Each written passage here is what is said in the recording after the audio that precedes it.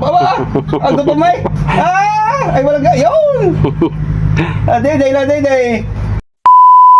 Kumusta si Sigout? Ay ganun pa rin. Wala pa rin siyang paa. Pero wala, ako magsasabi sa inyo, napakalusog. Ay, talaga mataba.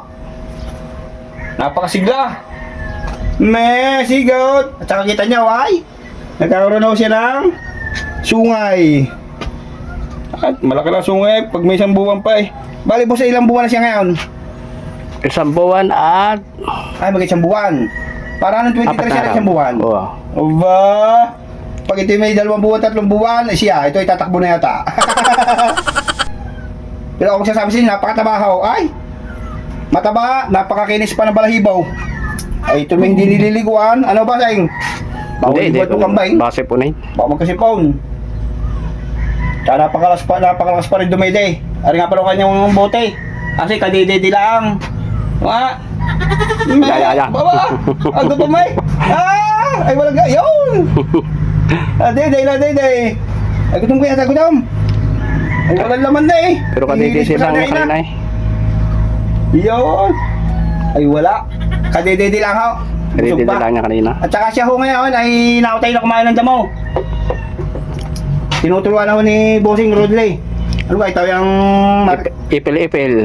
Jerusalem. Ate niya, didila-dila. Amoy na niya ang damo ngayon. Kakain ito ng damo ba? Siyempre. At pag hindi daw kumain ng damo, adi bibili na lang ng page. At pag ayaw na yung page, di spaghetti. Di ginawa ng kambing na nangangain spaghetti, si Brownie. Spaghetti, kakainin. Sa mga nangungumusta ho, ay si Sigout ay napakalusog. Huwag kayong mag-aalala. Huwag daw pababayaan sa damad, baka daw makain ng sawa, baka daw kainin ng guyam. Nakaw, ako magsasabi sa inyo. Ariho ay alagang-alaga ni Boss Rodley. Talagang, hindi rin pababayaan. Pag kinagat ng sawa, tatartarin ni Boss Rodley ang sawa. Ay, sa ganda naman lalaki. Ano nga pala yung lalaki, may nagtatanong pa rin kung ano daw yung babae yung lalaki. Si Sigout ho ay isang lalaki. Hawakan daw na ayos, baka daw magpatak. Marami nag-aalala dito. Dami nagko-comment. Yun, araw update natin kay Sigout. Sa araw atin mong bibistahin ulit.